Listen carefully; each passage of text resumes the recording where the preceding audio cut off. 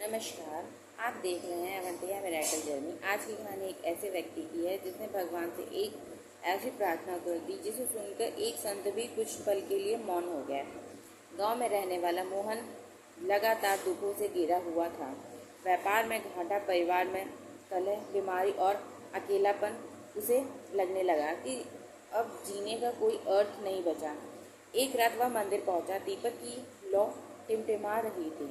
उसने हाथ जोड़कर कहा, हे प्रभु, मेरी मृत्यु जल्दी कर दीजिए। अब मैं इस जीवन से थक चुका हूँ।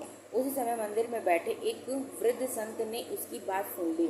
संत मुस्कुराए और बोले, यदि किसान बीज बोकर अगले ही दिन फसल काटना चाहे तो क्या उसे अनाज मिलेगा? मोहन बोला, नहीं महाराज, फसल को समय चाहिए। संत ने कहा, तो फिर तुम अपने जीवन की फसल समय से पहले क्यों काटना चाहते हो? भगवान ने तुम्हें जीवन इसलिए नहीं दिया है कि तुम उससे भागो, बल्कि इसलिए दिया है कि तुम अपने कर्म पूरे करो। मोहन चुप हो गया।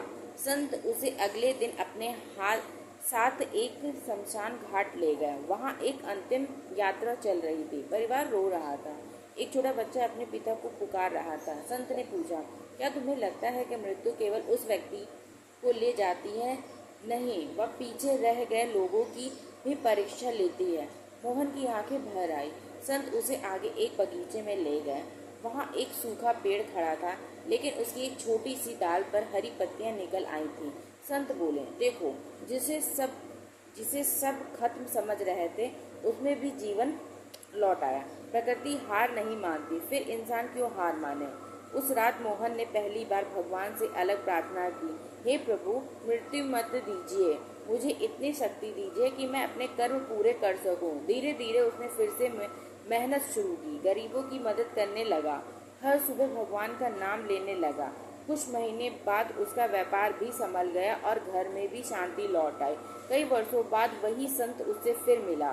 उसने पूछा, जब भी मृत्यु की बुकिंग करनी है? मोहन मुस्कुराए बोले, नहीं महाराज, अब समझ गया हूँ कि मृत्यु मांगना समाधान नहीं, सही जीवन जीना ही सबसे बड़ा धर्म है। जब समय आएगा मृत्यु स्वयं आ जाएगी। हमें इस कहानी से यह सीख मिलती है, मृत्यु की इच्छा करना समाधान नहीं है। जीवन ईश्वर का दिया हुआ अवसर है। कठिन समय भी बीत जाता है, लेकिन अच्छे कर्मों का फल अवश्य मिलता है। मृत्यु से पहले जीवन को जीतना ही सबसे बड़ा पुण्य है। अगर आपको यह कहानी पसंद आई हो तो इसे अपने प्रियजनों के साथ शेयर करें। अवंतिका मिरेकल जर्नी पर ऐसे ही प्रेरणादायक और आध्यात्मिक वीडियो देखने के लिए जुड़े रहें। Thank you for watching my channel.